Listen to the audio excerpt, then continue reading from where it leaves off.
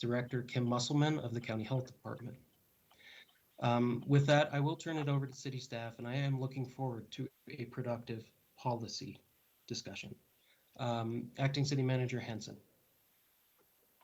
Mayor, thank you. And actually, you kind of touched on a little bit of what I wanted to introduce for this evening.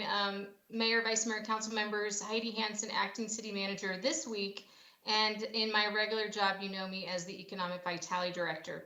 I just wanted to let the viewers understand, since they don't see a lot of what we're doing in order to put together a meeting like this, that there were several different members of the council that had questions about the COVID surge, about how we should conduct our council meetings. And of course, then there was the inquiry of COVID in-home testing distribution. So due to the open meeting laws, it was prudent for us to just call this special meeting so that we can have the discussion in a timely manner. I know that a lot of people will speculate, why are they meeting twice in a week? I wanted to clarify the need was because we wanted to do it in a timely manner. And so thank you, Mayor, for sharing the other information. I will let you walk us through the agenda, but I just wanted to make sure our viewers understood. Thank you. Thank you, Acting City Manager. We are then on this agenda item number 4, which is going to be council meeting protocol. The purpose of this discussion is to see if we would like to go full remote, remain into the hybrid model, and get the input of council, as well as if there is any public participants regarding how we will be holding our meetings. And I do see that City Attorney has put a C into the comment box, so I'd like to please provide the place for him to speak. Thank you, Mayor, and thank you, Mayor and Council. For bandwidth purposes, my camera's off. I don't want to cut out while I'm saying this. I think it's very important for us all to remember the decorum necessary to conduct our meetings. Obviously, we're here to talk about, as the agenda item states, council meeting protocol. Mayor, you've already indicated and talked about the fact that you tested positive for COVID. Our thoughts and prayers are obviously with you and your family. As a result of the meeting being called tonight and the initial statement that you've made, I just want to make sure it's clear for everyone here that we're here to talk about council meeting protocol. The fact that you tested positive is pertinent and relevant to that. So comments about that obviously are part of that discussion. However, where they stray into personal attacks or don't have to do with council meeting protocol, that wouldn't be appropriate for tonight. And I just wanted to make sure everybody understood that up front. Thank you. Well, I think the mayor has already strayed there by imputing. Thank you, City Attorney, for speaking up with that. Councilmember Aslan, I would appreciate if you I would appreciate if you follow proper protocol. I will Mr. Mayor, speak. Yes, Mr. Mayor, please put a C or Q in the comment box and be called upon before speaking. And I would prefer to turn this over to city staff to be able to explain the situation based on the basic protocol we typically use, which is to get the commentary and any staff presentation before we move into a discussion section. Again, we are here to discuss policy. Just remember where the character attacks begin. You called me repugnant just now. Councilman or City Attorney, please, if you have a comment. Yes, Mr. Mayor. Again, I was trying to interrupt as both you and Councilmember Aslan were speaking. Again, I just want to point out, Mr. Mayor, you have referenced several different things that were stated. Again, the fact that you tested positive, that is something that can be discussed tonight. I just wanted that to be very clear for everyone in advance. Thank you. Thank you, City Attorney. With that, if there is any staff presentation, commentary, or whatnot before we open up discussion about this, I would like the staff to chime in before we do and have the council discussion on policy. Mayor, it's there is no presentation, although Shannon Anderson, if there's any questions about COVID or what we know of CDC guidelines, things like that, we are able to help with that discussion. but this is your time to discuss if you want to continue to be meeting in person, if you want to go to virtual, how long, and then we will continue to work within whatever you decide and relay that to our staff. And then when it comes to the second item about the in-home testing, I believe you would probably want to start that conversation, and then we could have input from council as well. Thank you. Thank you, Acting City Manager. I do see a question from Councilmember Sweet, and then we can, I'd maybe like to have Councilmember Shimoni start us off, as he was a large impetus into having the discussion if we are going to full remote. So I'd like to give him the platform to begin with. But Councilmember Sweet, since you put the cue in the box, happy to have you Thank you. ask the Thank you, question. Mayor. This is for Shannon. I'm just wondering if we're talking about going virtual, does that require us changing which phase we're in? So we are currently in phase 3, which says that large meetings are going to be held virtually. We made an exception for council meetings to be able to run a hybrid where folks could choose to come in person or attend virtually. So this would not require us to go back to phase 2. Thank you. Thank you for the clarification, Deputy City Manager. We do have public comments, but I would like to have Councilmember Shimoni kick us off, and then take public comments before our more thorough discussion. So now that I did see in the comment box that City Clerk has indicated there is public comments. So Councilmember Shimoni. Thank you, Mayor. First of all, I want to say, Mayor and Paul, I sympathize tremendously with you and your family and your son, Eldon, as you battle COVID. It keeps me up at night. It really does. And I'm, as you know, extremely passionate about our public health and safety. And I called you the same day I found out that you tested positive, and we talked. And yeah, I really do care about you and your son, and I think we all do. And I want to say that you're in my thoughts. You know, I think, and what led to this meeting today was that conversation, and me saying to you, Mayor, that like the numbers are high, and we need leadership today, and we need to take action now, and especially now that you've tested positive. I think the council might have a change of heart from Tuesday's discussion, and I look forward to that conversation amongst us, council. And I think that we're going to be seeing the peak of this wave in the next few weeks here. So luckily, it won't be a long time that we need to, take some potential proactive measures. But I think now's the time to act. So you have mentioned that we should survey council. I fully agreed with you. I didn't know that necessarily that was going to, be a discussion like this rather than like an email, checking. But like I always welcome the conversation, and I'm glad that the public's able to join us. So grateful that we're doing it here. But I think that would be how I would introduce this, Mayor, and I'd be happy to, go into more detail later if you'd like. Yeah, thank you, Councilmember Shimoni. I'm looking forward to your further commentary, as well as the remaining of council. And that is, the first impetus of this is really to see with the new information if we want to change our approach, and that was felt, and rightfully so, that we should have this discussion in a public manner, not through emails or whatnot, to decide and to allow the public to comment. Which, with that being said, City Clerk, I am happy to take the public commenters now. Hello, Mayor and Council. We have Christy Zeller on the line. Christy, you may go ahead and turn on your camera and your microphone and address Mayor and Council. Good evening. I'm not going to turn my camera on because my internet is super crazy. But good evening, Mayor and Council and City staff. Thank you for the opportunity to speak tonight. First of all, Mayor DC, I am truly sorry that your family is dealing with this, especially your son. I wish all of you healing and a quick recovery.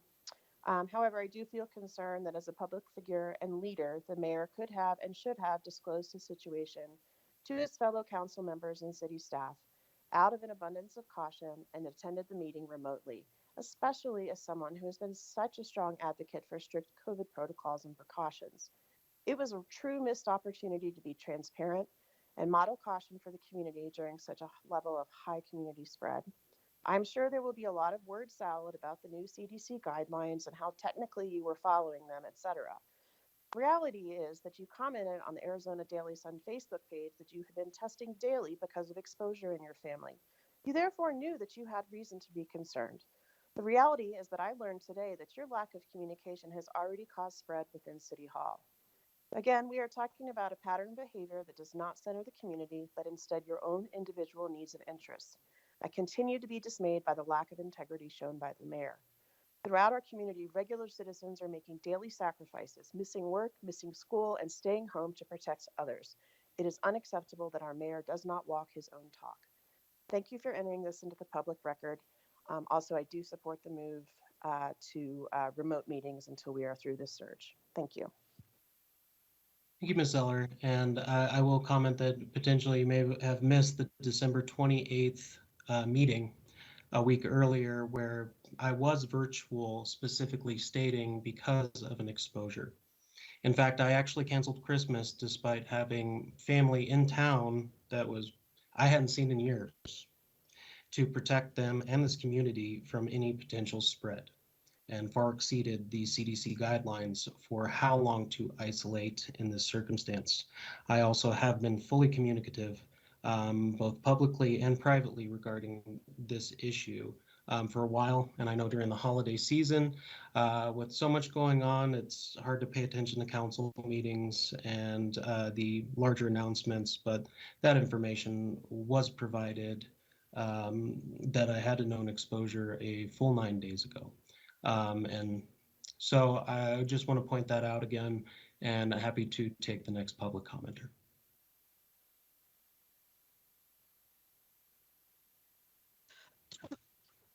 Sorry.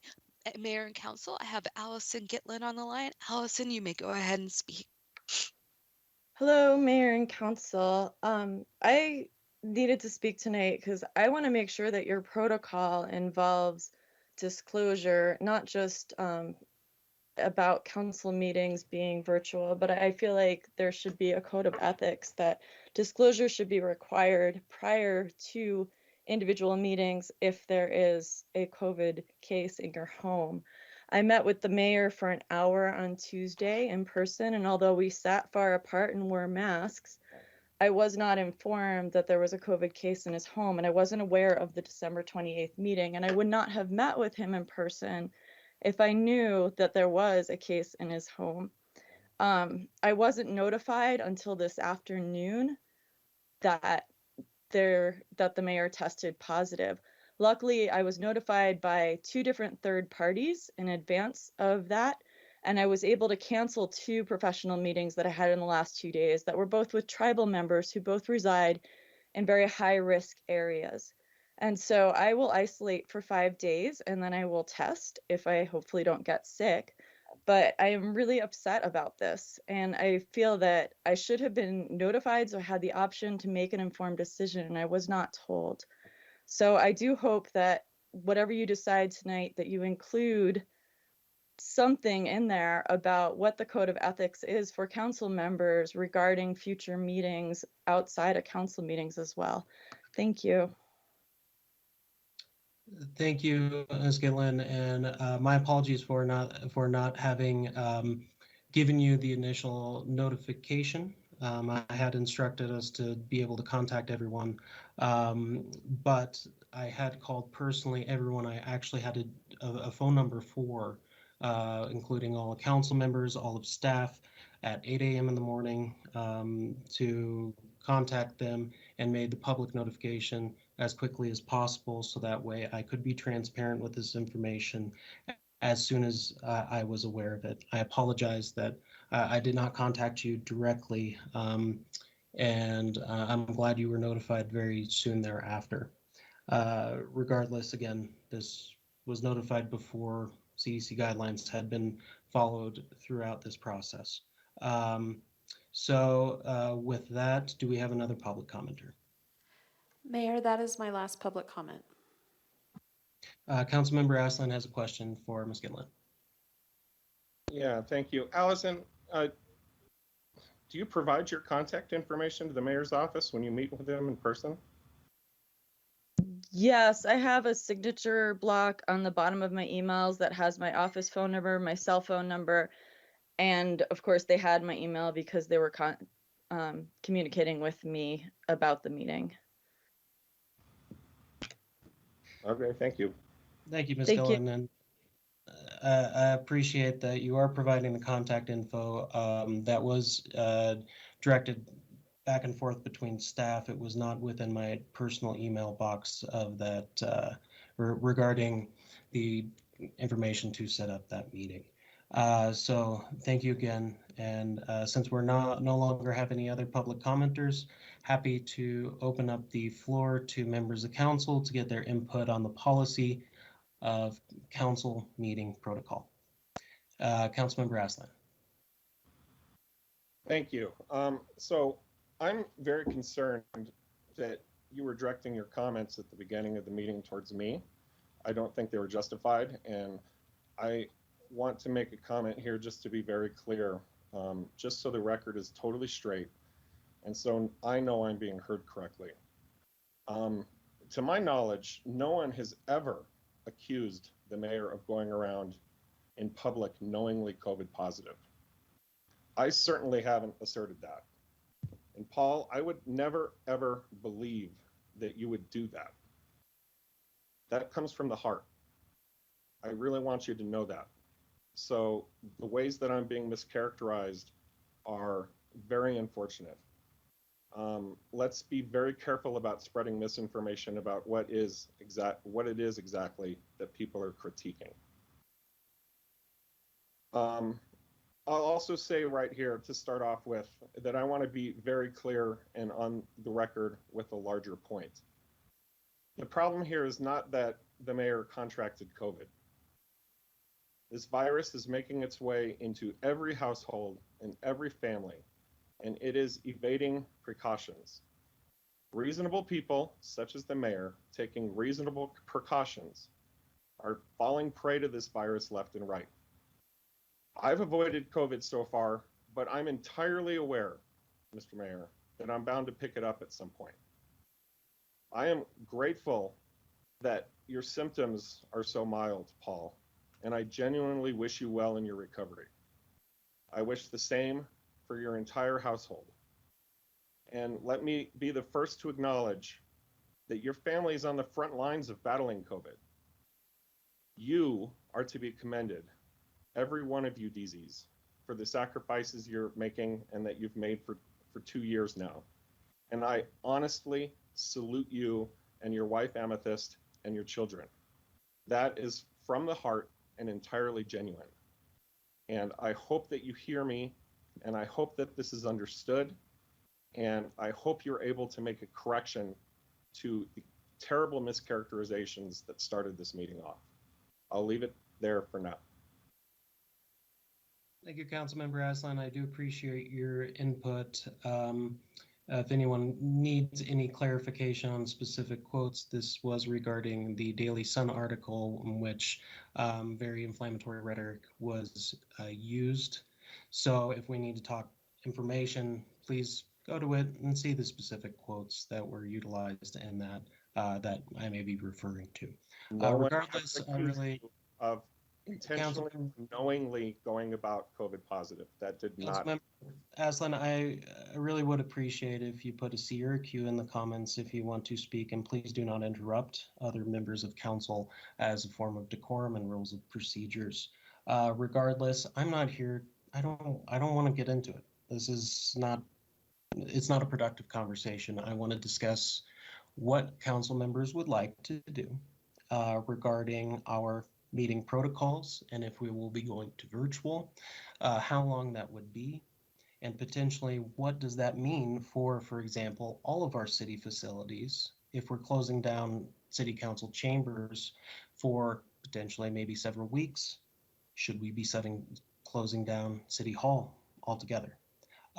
So I want to get everyone's input. I do see Councilmember Shimoni has a comment, but acting City Manager Hanson, if you'd like to comment first, your floor is yours.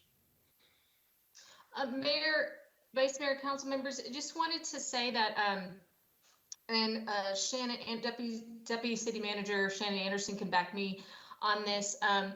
I will like to lend a little bit to the conversation that might help start the conversation. In some of the discussions that council members have had with me, there was an idea of maybe going virtual for maybe 3 meetings.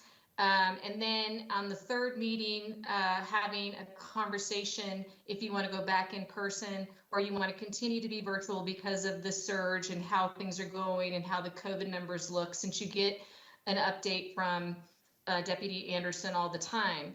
Also, we are in our stage where we wouldn't have to, our re-entry stage does not say that we would have to then close all of our buildings again if you decide to go to a virtual setting. Basically, what it's saying is that we just wouldn't have public participation in the chambers. We would be doing everything virtual, but we would offer them public participation virtually. And again, City Clerk could, if she has any comments on this as well. But so basically, you're determining if you want to have a virtual meeting does not mean that we have to close all of our buildings again at this time. Thank you for that clarification. I just wanted to include that to be logically consistent regarding closures, and if people won't be allowed into City Council chambers to participate, then but they're allowed to be in City Council or in City Hall for other purposes. It just seems a little logically inconsistent. I mean, City Attorney, if we stray too far from the agenda, or Ms. Salzberg, please let us know. And I apologize if that is off the specific wording. But I do think it's important for us to be logically consistent with what we would like to see, whether in council chambers and the larger picture and our phasing, et cetera. So thank you. And Councilmember Shimoni has a comment. Oh, looks like Sterling just rose his hand. City Attorney. Thank you, Councilmember Shimoni, and thank you, Mayor and Council. It is within the scope. I know it says council meeting protocol, but I would say talking about the phases, of the reentry plan would be well within the scope of the item tonight, considering the situation that we're all faced with. So, not a problem. Thank you. Thank you for the clarification, City Attorney. I will have some questions here about the phases coming forth, so it's good to know I can ask those questions. But with that, Councilmember Shimoni. Thank you, Mayor and Council. I'm happy to let others go first too, but I could also start us off and just share a couple points that I think we can focus on in this conversation, and that is, the fact that we know that the surge is coming. It might be here now. The data might just be lagging. And we have a lot of public-facing efforts, whether it's our library, our J. Lively Center, Senior Center, Aquaplex, City Hall, all the above and more we need to consider. And so I think we need to talk about what phase 2 looks like. We need to look at the site-specific plans, but also understand that we need action now, but we also need reasonable action. And so I like to be able to turn to our, staff and, if there's an appetite by council, have staff work on implementing as close to phase 2 as possible, and also acknowledging that, we don't want to support and encourage large gatherings. Just need to be considerate that this virus is still transmittable. And then we need to encourage the use of N95 masks. And really make those available at each of these facilities, and maybe even change our language to really promote the use of N95 masks. Those are the points that came to my mind for us to talk about in addition to going virtual. I like to think that we can all agree that we should be going virtual from here on out. I think 3 weeks is a good time frame to start with and just see how things go. But I think the bigger conversation, Mayor, like you were saying, is how do we remain consistent in this approach across city operations. And I'm right there too. And I think we need council to weigh in on what their thoughts are. I'd like to hear from Shannon as well on this topic. But that's what I'm thinking. You know, if we're going to take this seriously, the time to act is now. And we've done it before. And the good news is that this is going to be a short period of time. As Dr. Inglethaler said, it's going to come and go, likely within a month, and we can go back to the operations as we know them today, hopefully, right? Most likely. So that's what I wanted to share. Thank you, Mayor. Thank you, Councilmember Shimoni. And I do have Regina with a comment question, or sorry, my apologies, Councilmember Salas. Comment and question in the chat box. But since we're talking phases to ensure that the public is kind of aware of what that is and what we're talking about, I would like to have Deputy City Manager Shannon Anderson please speak to that so that way the public as well as us as council and staff know what we mean by that. Happy to do so, Mayor. So phase 2 of our reentry plan basically states that majority of our facilities would be closed. The 2 that would be remaining open is the visitor center. And they basically just limit the number of individuals that are coming into their facility, increase cleaning measures, protective guards, and markings, and have a single entry and exit. J. Lively Ice Arena was one of the additional exceptions made later on in the pandemic, but we updated phase 2 based on that exception. So that ice arena would remain open to adult skate and private groups up to 50 people. And then there are some additional amenities that are closed and some that are open as a way of trying to make sure that we're keeping those patrons safe. Our outdoor amenities will remain open as well as our field permits. They're available, but just limited to group size. And same thing for special event permits. They're available, but limited to group size based on the capacity calculator.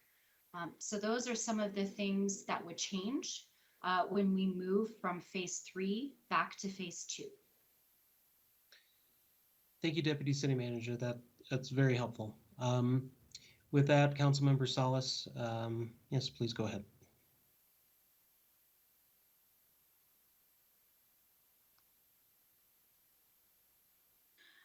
Thank you, Mr. Mayor. First of all, allow me to send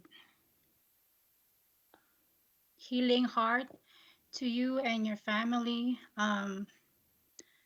You know, I get it. You know, I have members of my family, including my 70-year-old mom, my sister who's nursing her 7-month-old baby, and 2 toddlers in one household, all exposed to COVID after my mom and my sister had their second shots of vaccine.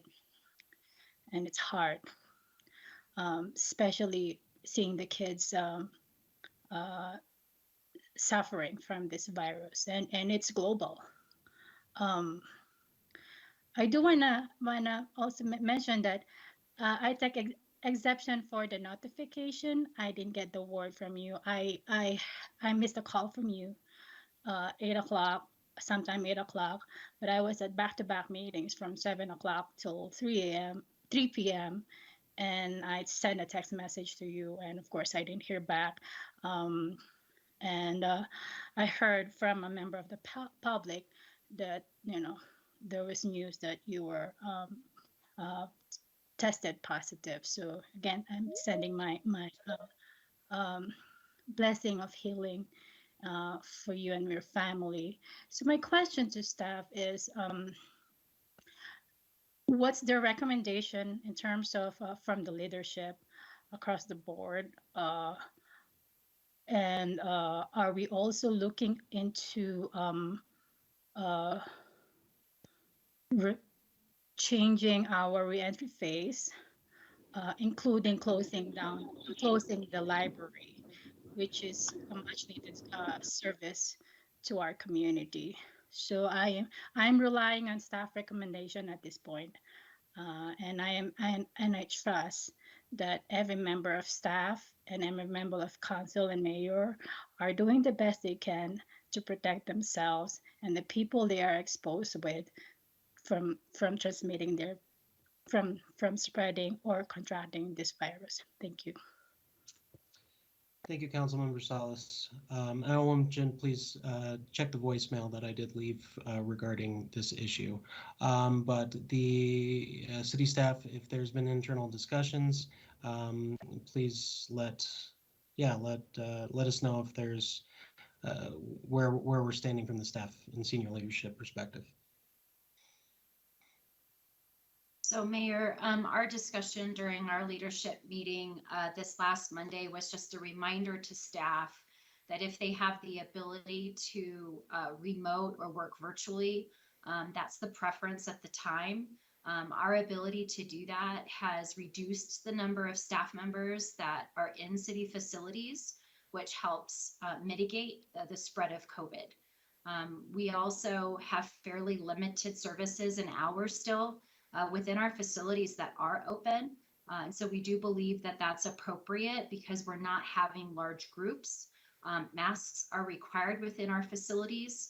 And in many of these front-facing customer service desks, they do still have the plexiglass that divides them from the public in addition to wearing of masks.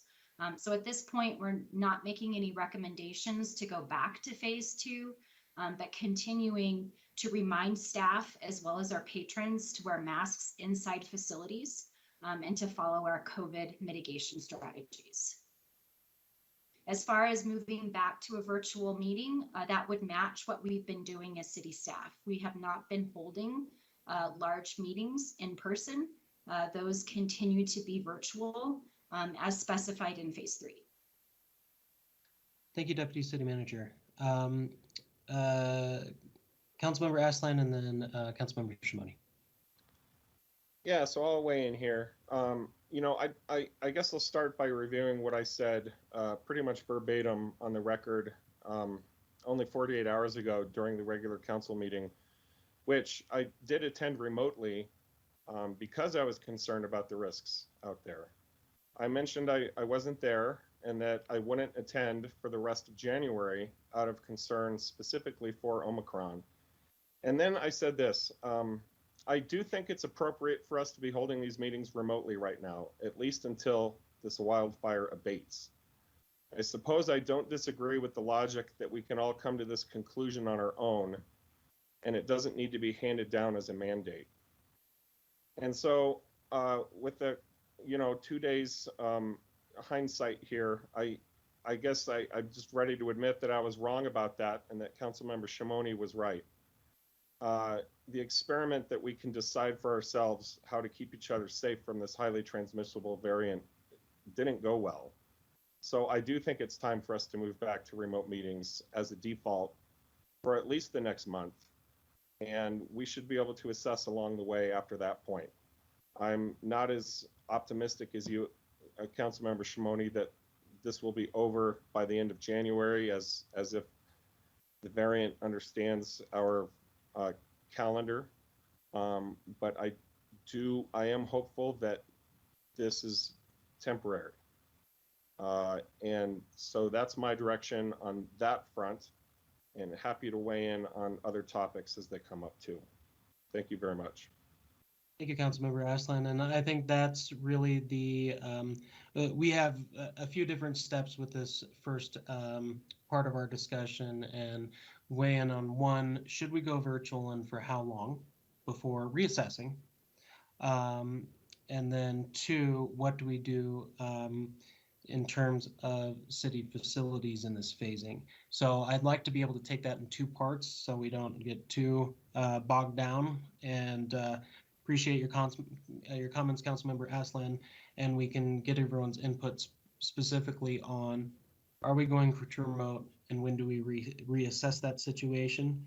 And then we can discuss how we might want to approach city facilities and some of these other protocols. So with that, though, I do see Councilmember Shimoni has a question. Thank you, Mayor. I did have a question for Shannon regarding facilities, but I will save that until we get to it. I think you all know where I'm at on remote meetings. I think 3 weeks is fine as a starting point to then check in on at that point. With the understanding it could go over, but I think 3 weeks it makes sense to me. But I'm curious what other people think. Thank you. Thank you, Councilmember Shimoni. Vice Mayor? Thank you, Mayor. I too suggest going online. I think that's the prudent thing to do. And I suppose that we could reassess at our next COVID update. So 3 weeks from now. Thank you, Vice Mayor. Councilmember Sweet? Thank you, Mayor. I will also echo, I do believe, and Councilmember Aslan, you put it perfectly, saying, you know, we tried, it didn't go well. So obviously online, I believe, is what we should be doing. And the 3-week mark seems pretty reasonable to me to reassess. Thank you. Thank you, Councilmember Sweet. And Councilmember McCarthy? Well, thank you, Mayor. I think we heard the other night that this Omicron is very transmittable. That's the bad news. The good news is it doesn't seem to be as serious. So, but out of respect for the other council members that would like to go completely virtual, I will support that position. And I think that should be for 3, maybe 4 weeks, whatever. As far as the other facilities, you know, I'll be honest, I go to restaurants, I go to grocery stores. I'm not too overly concerned. So I think we should stay at the current phase that we're in, which I believe is phase 3. So I don't support changing the overall procedures for the city, but I do support changing the way we do our city council meetings. I'd like to make a quick point of decorum. When the mayor was criticized, he took the opportunity to defend himself in quite a bit of detail, which was fine with me. But he cut off one of our other council members when he tried to defend himself. I find that disturbing. That's the end of my comments. Thank you, Councilmember McCarthy. And my point with cutting individuals off is that based on rules of procedures and our decorum as written, individuals need to be called upon to speak, and I'm happy to do so. Interrupting other council members, I think we need to desist from doing so that we can fully speak and then have fully our time based on a C or Q in the chat box or whatever else. But that is our rules of procedures as written. And City Attorney, if you wanted to maybe chime in to basically speak to those rules of procedures, well, that'd be great. Quickly, I stand by my comment. Thank you, Councilmember McCarthy.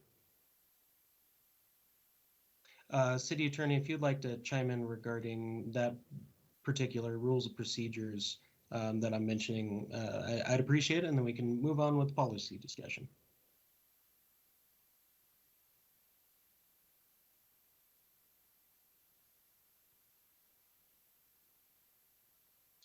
City Attorney? Mayor, it looks like he might have gotten kicked out of the meeting and is trying to rejoin. Okay, thank you. Well, we can clarify that further later. Happy to let anyone have their spot to speak as they wish, and have that. It's just a matter of we need a point of order regarding this situation. So, and simply, it's all written down. Vice Mayor Daggett, and again, let's really focus on the issues at hand here. Vice Mayor. Thank you, Mayor. Regarding city facilities, I mean, my greatest fear and even my my biggest concern in terms of council meetings is staff. And when we have council meetings in person, that means that staff has to be there. And so we put them at risk of transmission of this very contagious variant. So in terms of city facilities, I think that I would like to hear from, I would like staff to assess what they see as the risk with keeping city facilities open, and let us know that. And I'll support whatever staff believes is necessary to keep staff healthy as possible in this crazy time. Thank you, Vice Mayor, and well said. I think for my personal opinion regarding any changes to our phasing, any hours, closing down facilities, whatever it may be, given that I think all of our biggest interest is to also protect our city staff that work extremely hard, are present, not everyone can go remote. That I personally think that if we are considering moving back in phases, I would like city employees to weigh in, and would like to direct our acting city manager, Heidi Hansen, to take a poll and see where staff is on that, so that way we can make an informed decision on those that we are really all of us wanting to protect. So, Councilmember Shimoni. Yeah, thank you, Mayor. Now that we're talking about facilities, I do have a question for Deputy City Manager Anderson. Shannon, so what comes to mind with the facilities in terms of like what we might be able to do? You know, I'm not necessarily advocating that we go full on lockdown phase 2, but I'm thinking maybe there's that middle ground step that we were at for some time with a lot of these different facilities that had larger capacities. You know, with our permitting of events, along with the capacity at the ice rink, I think we had that middle ground pretty dialed in for a while that we can easily, you know, switch to. And it's just going to take some tweaking. And it took a lot of, I think this will take council support to really see through. But that's where my mind goes. Shannon, can you speak to that? And if that sounds like a reasonable step to you and to staff, or what are your thoughts about that? So Councilmember Shimoni, we do have site-specific plans that have variations of which sections of those recreation buildings remain open. So we certainly can revert back to those previous site-specific plan stages. But again, we would need council direction as to what you all are considering that look like, because we've continued to just remain in phase 3, and the site-specific plans have opened up as we have staff and the ability to manage the spread of COVID within that facility. So there are still some sections of recreation facilities that remain closed, just because we have continued to see COVID exposure.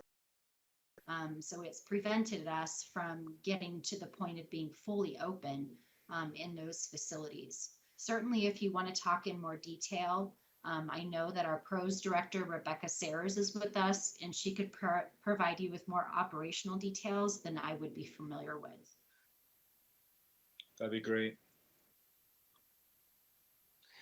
Thank you, Deputy City Manager. I'm just curious. So if we did do, for example, a poll of staff, how long typically is that open? Should we be revisiting this on Tuesday next week, 10 days from now, whatever it may be, to get the general input of what's going on?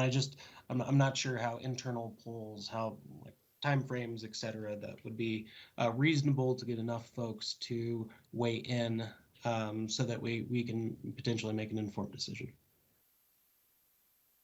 Mayor, Vice Mayor, council members, Shannon might have something to add, but to explain how we've put together a reentry plan, there's an actual reentry committee. And I would think that we would actually be getting the committee together. It is derived of different staff members that are in these different facility areas. And that's how we were able to put together the plans and the phases with Shannon's leadership, in order to determine what a phase looks like, what the library is going to do at a certain moment, and what the other areas are going to be doing. So I would think that first we would actually want to get together with a reentry committee, polling the entire staff wouldn't be effective, I don't believe. We feel that the representatives that come to this committee are representing the areas effectively. Thank you. I appreciate that. And yeah, I know with how many employees we have, it would be very difficult to get every single person's input in a timely manner, given the more emergent situation that we're dealing with Omicron. So I like that idea. I would like to see the those individuals convened so that way we may be able to get a little bit more information for us as council. Councilmember Shimoni has a question. Yeah, quick follow-up to this discussion. Interim city interim city manager Hanson, that's what I was thinking too. You know, rather than pulling our entire staff, I think that would be the avenue, the direction for sure. And I was hoping, Mayor, as well, that we could have that brought back to council on Tuesday for a decision made by us. And maybe just, you know, polling each of the different sections of, you know, our operations and saying, you know, understanding that what we're about to face and facing today is different from, you know, COVID as usual. You know, this is like hyper COVID, and it's going to sweep through, as, you know, others have spoken about. And it's not an if, it's a when. So how do we prepare for the storm that's coming? And let's go ahead and just do that as of Tuesday. That would be my recommendation. And rather than getting into the weeds now in this conversation today, let's, like you said, go to leadership first and then bring it back on Tuesday if that was possible. Thank you. Thank you, Councilmember Shimoni. And yes, the other fact is that I think that if it was a phase change, it should be done at a regular council meeting to allow the public to also weigh in on what they would like to do. That's not as 24-hour notice. Councilmember Sweet, is it coming? Thank you, Mayor. I know this puts a lot of pressure on staff, but I do agree that time is of the essence. And if we could get some information for Tuesday and make a quick call, I think if we wait too long, we're going to be too far down the path, and it's going to be hard to do the mitigation that we need. Thank you. Thank you, Councilmember Sweet. Other members of council to weigh in on this option that we discussed Tuesday again after the convening of city leadership regarding the phasing in. Yeah, we just need to make sure we have consensus, and then we can get that on the agenda for Tuesday and direct to have that meeting beforehand. Councilmember McCarthy. Thank you, Mayor. I'm fine with considering this. I gave my opinion on it, but I'm certainly willing to listen to some more input from city staff on Tuesday or the next Tuesday, whenever we can get it. As Ms. Sweet said, the sooner the better, because the surge will start soon. Yes, thank you, Councilmember McCarthy. And also, though we should have this at a regular meeting for discussion, if any information is available earlier on what decisions, so that way council members can think it through, have the information, that would be of large benefit. Others to weigh in regarding this.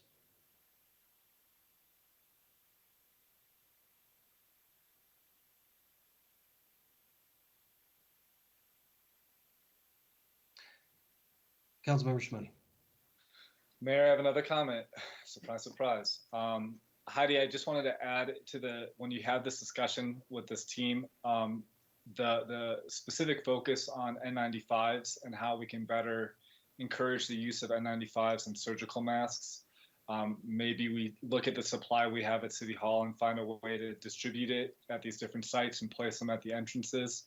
And in our communications about mask wearing, we make it clear that N95 is what we're recommending here. To Councilmember McCarthy's point, really quick, you know, that is the positive about this variant, is that it's not lethal, but there are certain populations who are more vulnerable, and we just need to do our best to protect them at this point. That would be my comment. Thank you, Mayor.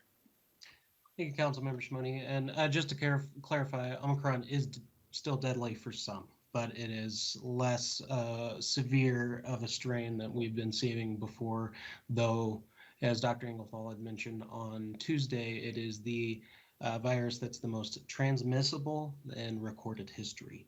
So that, I mean, this is a numbers game. If 10 times more people get it, and it is only 10% as deadly or severe, then the numbers, I mean, it's a numbers situation here. Just as a clarifying point for the public. So here's what I'm hearing so we can move forward. And I do see, Councilmember Aslan, that you put a C, I'll get to that, but what I'm hearing is that we should have another meeting on Tuesday, or another agendized issue with this, with the phasing.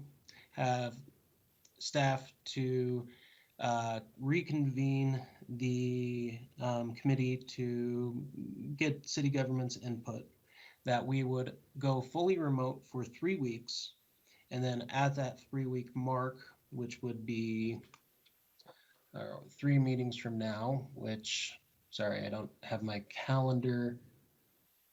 4th,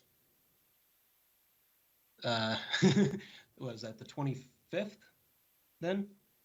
That we will then also have that agendized to see if we will continue with remote given new information, or reconvene as a hybrid model. I just want to get some nods or whatnot that is what the consensus is in this circumstance. Sounds good to me. Thank you, Councilmember Sweet. Councilmember Aslan. Yeah, Councilmember Sweet, did you have a question? I think you beat me I to did. it. Yeah. Thank Oh, you, my Councilmember. apologies. Yes. It's okay.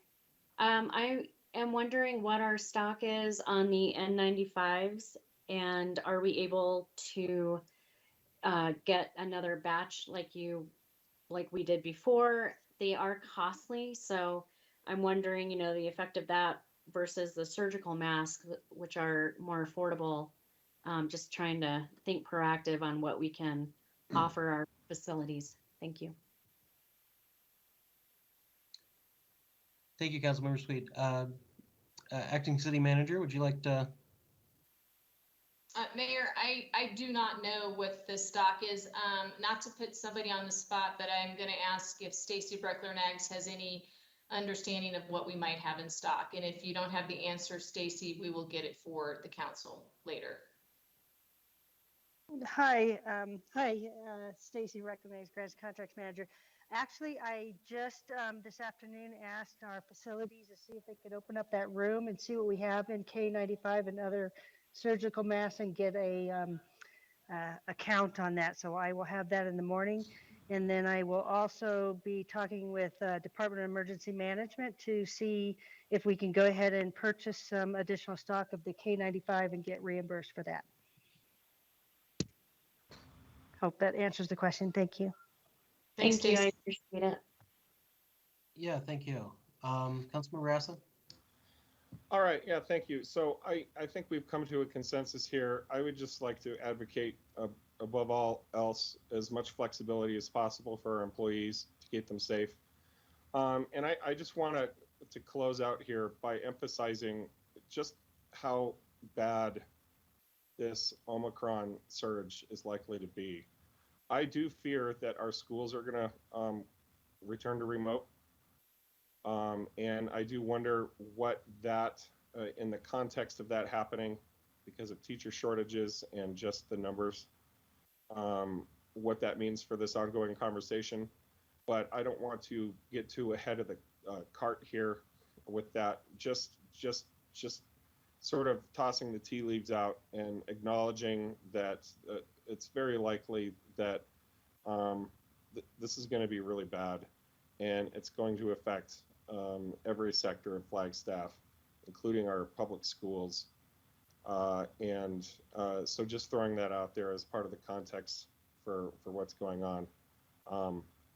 And also just to acknowledge once again that reasonable people taking reasonable precautions are not immune to exposure to this virus and to its effects.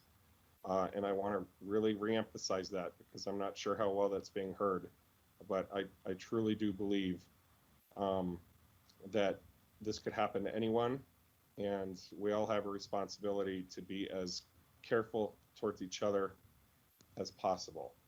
And we're going to talk about testing next, right? Yes, we are. Let's settle on the N95s and KN95s real quick, though. Yeah, sorry. Yes, no, thank you. I think if we are going to be purchasing these, that please contact the county health department. Let's have city staff reach out to CCHHS to get the guidelines on this. If we are going to spend money on it, I feel that we shouldn't be getting surgical masks. It should be KN95 or N95 masks. But again, with N95s, as we had experienced a year and a half ago with a shortage, we obviously would not want to take that from medical professionals that need it more. But if we are going to do this, if we are going to spend the dollars for it, I think it should be KN95 or N95. Also in discussions with the county, see if they have a stock for it or a supply line from the state so that potentially we don't have to spend those dollars, potentially not have to spend those dollars as much ourselves as the city government since we don't run the public health. Regardless, though, I think if we could just get a little info on that to also bring back to us next Tuesday for the discussion we'll be having for COVID, that would be great. So we can firm that off with more information. Mayor will add that to the discussion for next week. Great, thank you. And before we move on to the test site, is there any additional clarification on what we've stated or needs from staff to ensure we've given proper direction for you all?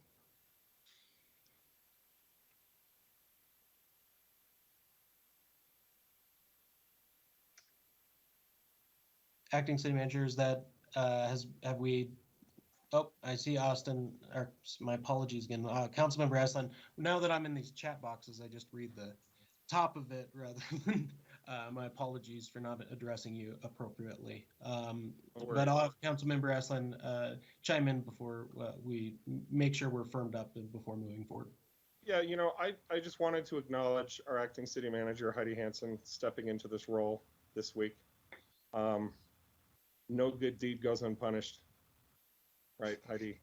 And I just want to thank you and cheer you on and congratulate you for the role you're in. And there couldn't be a steadier hand at the tiller while our illustrious city manager is on a well-deserved retreat out there. So just a total shout out to you, Heidi. Really appreciate you stepping into this and being available 24/7 as a first responder, so to speak. Thank you. Well, thank you, Councilmember Aslan. Just so you know, there is nothing that's done here at the city that does not take a village of people. So I will tell you, we have had a lot of people behind the scenes helping to make sure that we're doing everything we can for your safety and for ours. And to regroup on what you asked, Mayor DC, the only reason I hadn't answered you yet, because I did see that Councilmember Aslan had a comment, but we are hearing that you are all in agreement to go to virtual meetings for the next 3 weeks. And then on January 25th, at that meeting, you will assess if you want to continue to do a virtual setting at that time. Next Tuesday, you would like us to come back after having talked with our re-entry committee about where we're at with our phasing and if we feel comfortable with the recommendation we did offer you at the beginning, that we feel staff is fine where we're at for now with all of the protocols that we have in place. But we will have that conversation and ask the group that sits around that table if they want us to make any other changes because of the fact that there is the surge going on. We will bring all of this back to you on Tuesday for further discussion. I will also be looking into the N95 masks and our availability that we have in stock. Thank you, Stacy Breckler-Nags, for that. And we will also see what we can do about getting more that won't cost us any money, or if it does, we will let you know what that funding source will be, or we'll find that funding source. I think I wrote that all down, and if I've missed something, I apologize. Let me know, and we will get that taken care of. That's what I have so far. Thank you. I got 2 thumbs up, solid. But Councilmember Shimoni does have a comment, so. Okay. A really quick follow-up. Heidi, the only thing I would add to that list is maybe ensure that that group, that committee, has watched Dr. Inglethaller's presentation. I think that is useful information, because I think that times are different now, and like you said, with the recent surge and how transmittable this is. But anyways, that's it. Thank you. And we, all of us at that meeting on Tuesday, also took notes on the entire presentation. So we're happy to share that when we have the meeting as well. No worries. We'll definitely let them know what was told by our expert. And I have screenshots of his slides, so if you need that, let me know. I believe Deputy Anderson has the PowerPoint, so we can utilize that. Thank you so much, Councilmember Shimoni. Excellent, thank you. And a good point, Councilmember Shimoni. With that, we can move on to the next section, which is our COVID testing assistance. And just to preface this aspect, on Monday, I had left a message with Director Kim Musselman at the County Health Department saying, hey, I'm saying in other cities that they're opening testing ability at City Hall and city facilities, and what would it look like, or how might it work for the city of Flagstaff to do similarly. I received a call back on Tuesday before our council meeting that actually was already in discussions the day before about potentially opening up new sites and looking for partners and dealing with logistics of the situation. So it's a discussion that's ongoing for the rest of this week, with the possibility with a new shipment from the state that we could even potentially get this running very early next week. Cross your fingers, potentially Monday. But there are specifics, given that we are not public health department, that we need to go through to ensure that how we would want to proceed with that. So I guess there are really 2 questions with this. Number one, this may just be a matter of the equivalent of a permit, not just, hey, yes, you can set up a tent and a heater outside of City Hall to provide testing outside of it.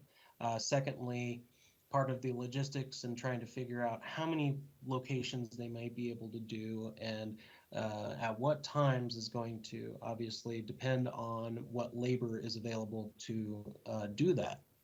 So there are, I guess this is kind of a 2-step question. A, do we allow for city property to be able to be utilized to provide free pickup COVID testing kits? And secondly, if there is an inability for us to, or for this to be having the labor force to actually give it, to ensure that it's not a free-for-all, it's here's one, questions to be asked regarding how to do it. We have somebody who can inform them. Would we be willing to help dedicate resources as a city to that cause as well? Again, we don't have a public health department, so that's a question that actually does have to be clarified from council, which is why this was put on the agenda. So again, prefacing this, as we speak, or as we comment, should city property be allowed to be partner with the county to provide those sites? And B, if we would be willing to assist with that more so than just providing a slab of pavement outdoors for them to give to folks. So with that, Vice Mayor Daggett has a comment. Thank you, Mayor. I had the opportunity to speak to Kim Musselman this morning just about what this could look like. And I shared with her my concerns, and they are that we're already understaffed and we are heading into this tsunami. Is that how Dr. Engelthaler put it, of infection, and that we aren't set up to be offering public health services. But tidal wave, thank you, Heidi. But as she and I talked about it, and the more I thought about it, I thought if we did some outdoor drive-through where people could just drive up and get a test, and I would like to see it staffed on a voluntary basis. So I would like to see city staff not be asked to do anything, but possibly, and again, only if council members are willing to do it, volunteer our time, maybe at the fire stations, and we can have set days, set times that we help to distribute them. But I just don't want to see us in a place where we're trying to give any kind of information to people who are picking up tests, because we don't have that information to give. I would much prefer the county health department be giving that. I don't want to put our staff at risk, and I don't want to put additional burden on our staff. But if we could figure out an outdoor way staffed by volunteers, I could support that. Thank you, Vice Mayor. And I will honestly say very similar things. This shouldn't be, I mean, closing down council chambers and then allowing people who may be positive to pick up tests inside the building seems rather logically inconsistent. So this should be an outdoor thing at our facilities. I will mention, and I appreciate bringing up the fire stations, that's again, this is kind of all still being worked out by the county, but just kind of, hey, what sites could we use so that way people don't have to drive, that they can pick up at the fire station in their neighborhood. My 2 cents though is that yes, it needs to be outdoors, A. B, that it would be ideal to have county health officials or those trained to be handing them out and being able to explain how to do it. B, that then it should be volunteers, which I'm sure, especially with all the council members, to be able to make calls or whatever else to get people drummed up, it would be, I see that as a very feasible option, and I am happy to volunteer myself to be helping out with those lines and getting those out there. But for me, no matter what, the key is we need as much testing out there as possible. I mean, as much as possible so that people can, the thing is I'll be honest, with a family of 6, it gets rather expensive to do $15, $20 a kit. And then you have 6 people in your family or whatnot. This is being able to get tested in a lot of ways right now is out of the financial means of a large part of our population, if they even can find the test. So for me, if it's staff time or whatnot as the last option, it's more important to get these tests out than it is on who's holding the torch while we do it. So I hopefully I'm clear that that's kind of my step 1, step 2, step 3, but inevitably we have to get this out and we need to do it in an outdoor area. Councilmember Shimon.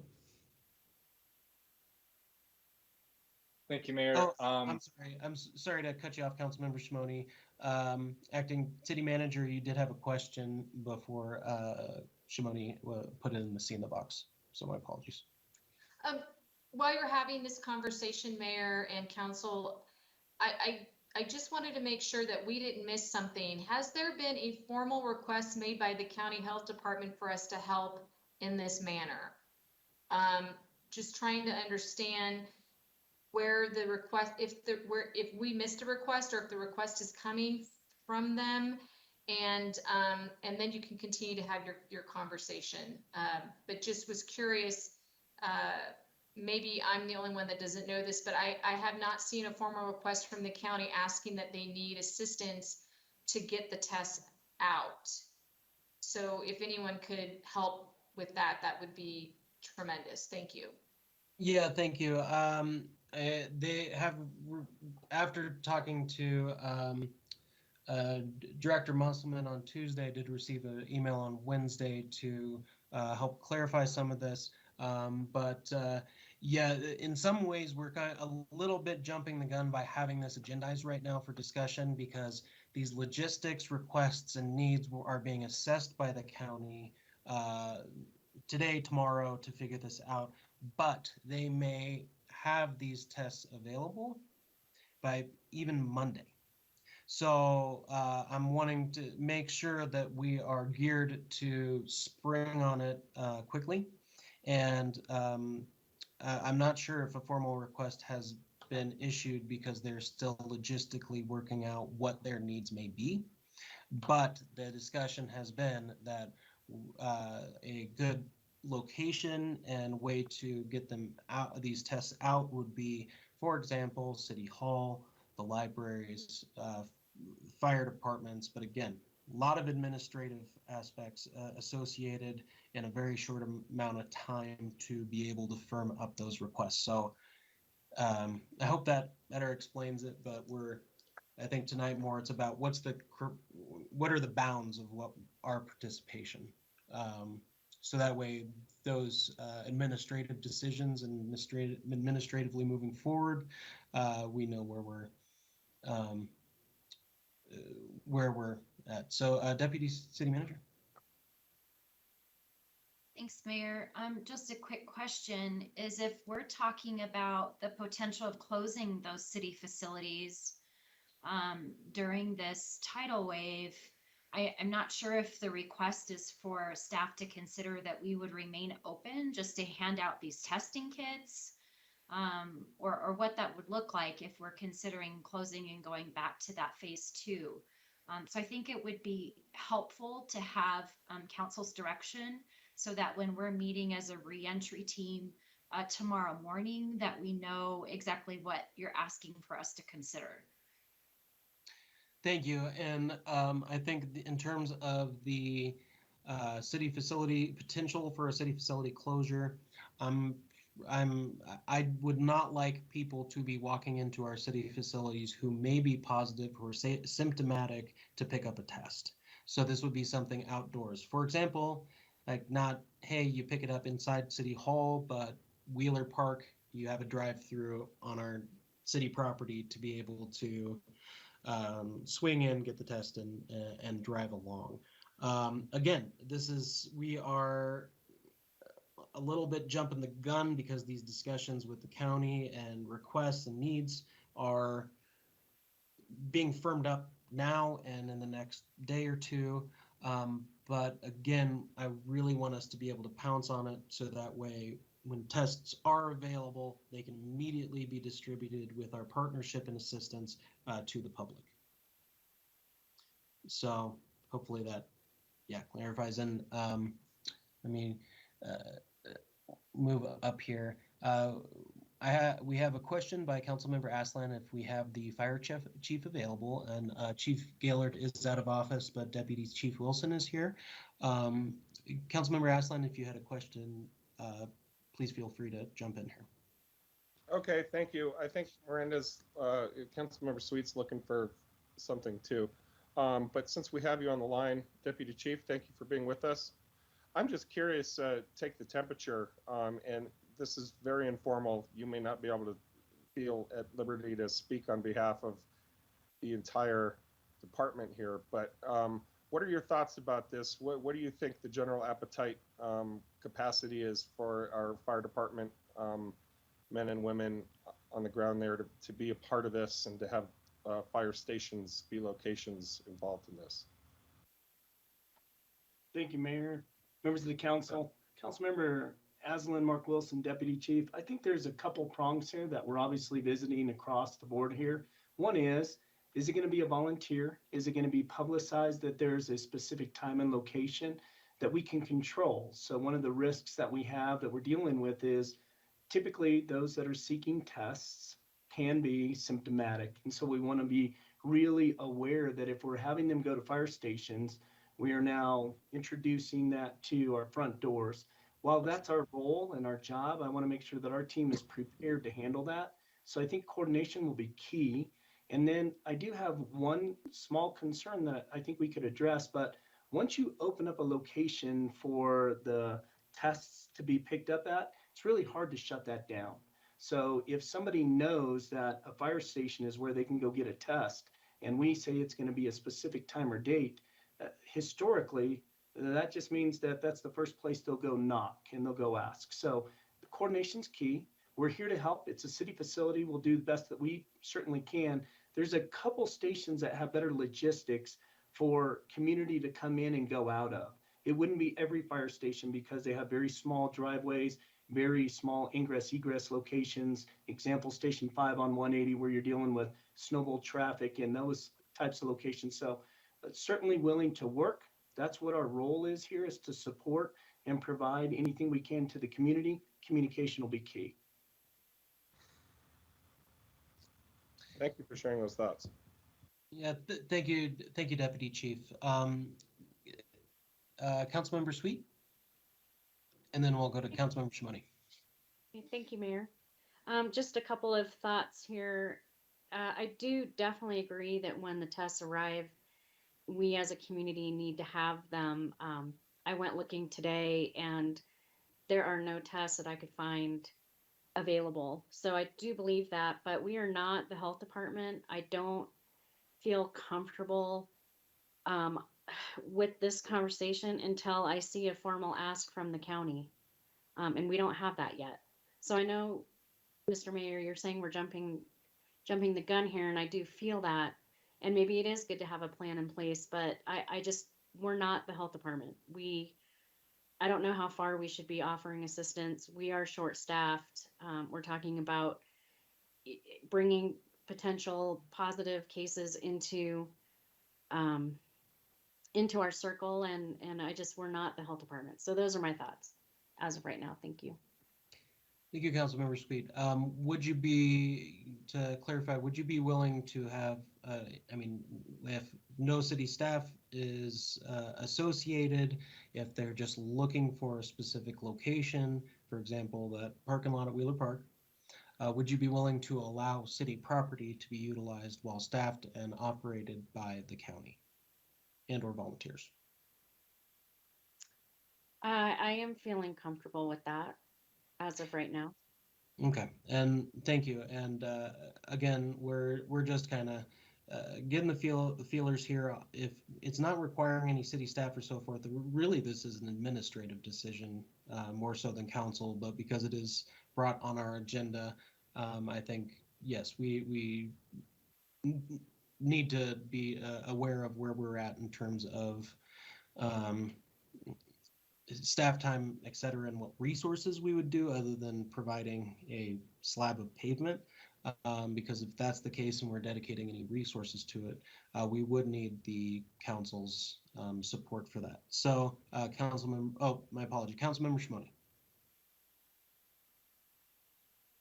Thank you, Mayor. I appreciate the discussion, everybody. So I have a few comments and I'll go through them really quick. If we're going to do this, we should do it right. I fully believe that. And I'm okay with city providing the space, but it would have to be county run and led for sure. I don't think volunteering is a good way to run this, and I hope we don't move in that direction. I think that if the goal is to get these tests to the community, there might be a more effective way to go about this that takes less effort on our part. And there's avenues that already exist that we might be able to just help the county connect to the community through, and it could be the preferred option for how we move forward with this mayor and council. And I'm thinking, United Way, FUSD, CCC, NAU, the Shelter, Red Cross, St. Vincent, Catholic Charities, Northland Family Help Center, the libraries, wherever it is, like, we might not need to step up as a city government and provide our space. And the county has their testing facilities as well. Maybe there's a more direct way to do this that isn't as, led by the city, which maybe that's part of the goal, is to have the city be, known or noticed for this effort. But that takes work, and it's not necessary, I don't think. If the goal is to simply get the test to people, there might be an easier way to go about it and takes a lot less effort on our part. Yeah, that's my thought, Council. Curious what everybody thinks. Thank you. Thank you, Councilmember. Personally, I would like it at all of those places to be able to pick up, to make it as easy as possible, including the library, any city facility, our nonprofit partners. I mean, I just want these tests out as quickly as possible, is where I'm at first and foremost. And I see Councilman McCarthy has a comment. Well, thank you, Mayor. As has been pointed out, the county has the experience and the authority on these matters. I'm fine with letting them use maybe a parking lot at one of the city facilities to do it, so people don't have to drive all the way out to the county fairgrounds or out there. But I think that's kind of the limit of our involvement, is what I think is appropriate. Thank you. Thank you, Councilman McCarthy. After council speaks, I see your comment, so I'll go to Councilmember Aslan before going back to you, Acting City Manager. Yeah, I have to agree with Councilmember McCarthy. Especially knowing that we haven't even gotten a request for this yet, it definitely feels like jumping the gun. But even more so, hearing from our deputy chief that once we peg locations down, it's going to stick. People are going to keep wanting to come to these places. We are short-staffed. We don't have the expertise for this. This can't be, this isn't a bucket brigade thing. This isn't a bake sale. We need professionals out there doing this the right way, and there needs to be resources infused in the organization and the implementation of this, so that there's no confusion, so that there's equity. And so, my general thoughts are, I think it's great. We have some space that we can make available. I think the county has plenty of spaces around town, though, so I'm not even sure that's necessary.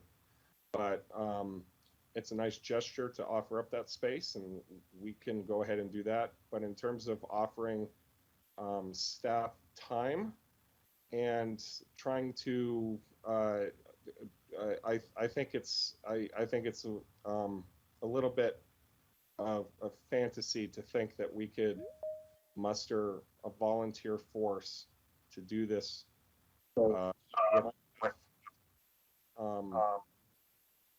volume and professional service. That's not something we need to invest in right now. I mean, we have volunteers, they'll do the best they can, but this takes a certain amount of training and specific skill sets, and it's an organizational feat, from the website to the announcements to implementation. And I don't know that we can ask city staff to volunteer time and effort in that. I think it'll backfire.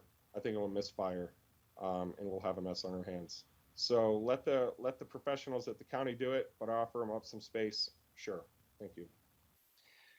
Thank you, Councilmember Aslan. And I just want to clarify, this is a matter of, it's not a matter of the individuals necessarily as doing the rapid test themselves who is volunteer. It's a matter of making sure, hey, here's an at-home test kit.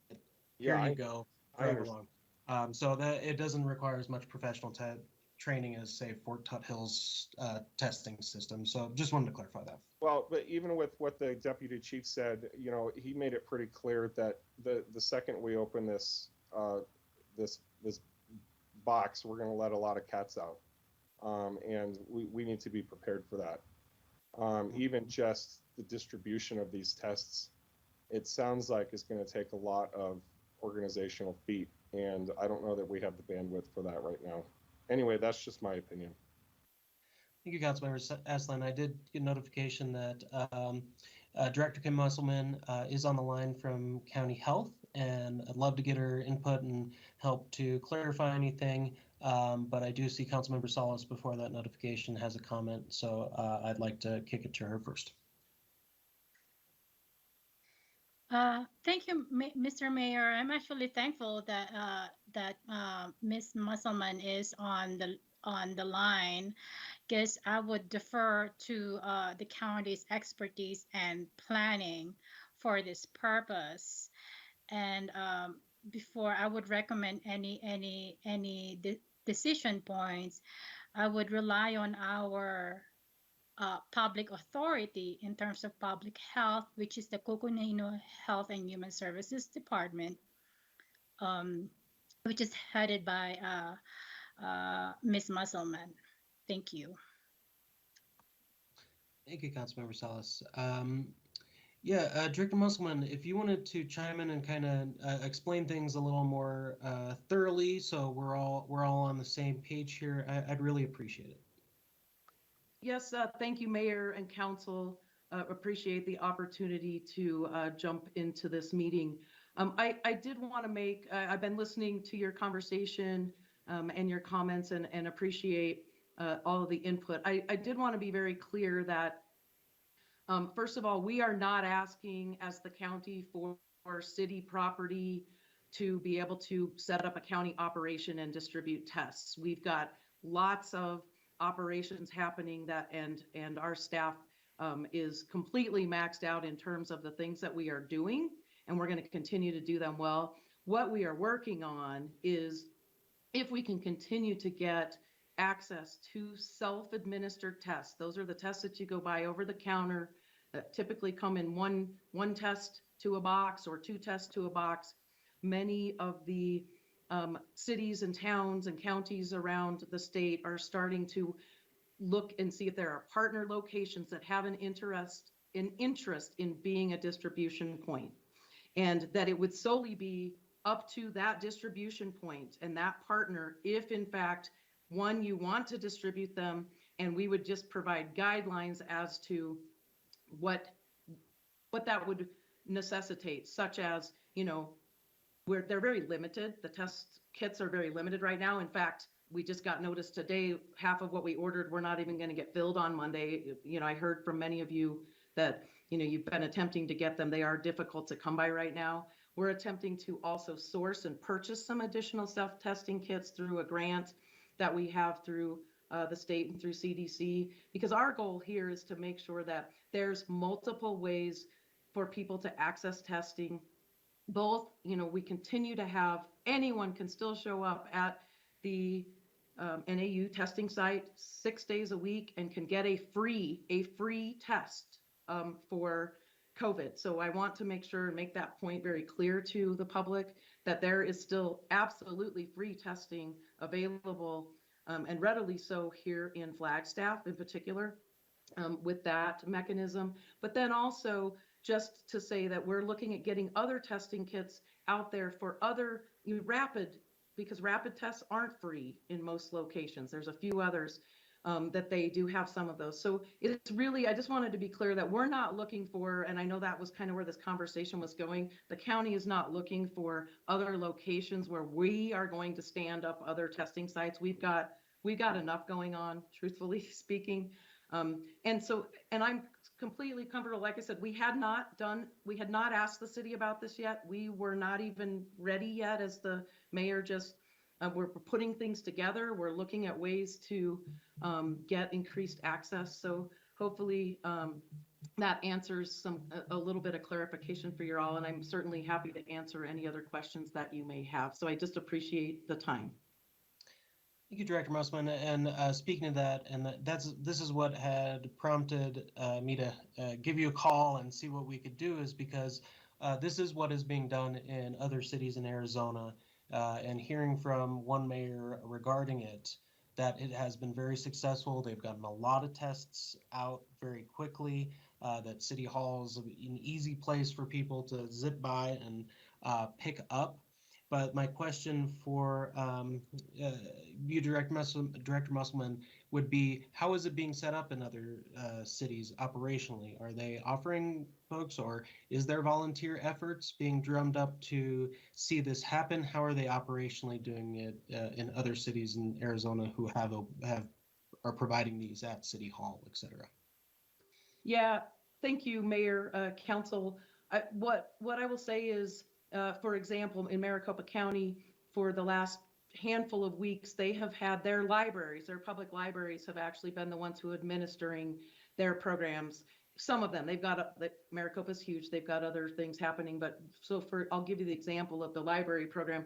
They have library staff, to my understanding. There's folks know that there are tests that they can get 1 box per car or maybe 2 boxes per car. They have to actually call a number into the library, is my understanding, and then the staff person or whoever is administering walks out to the car and hands the box to the person in the car. That's the extent of what they're doing down there, to my understanding.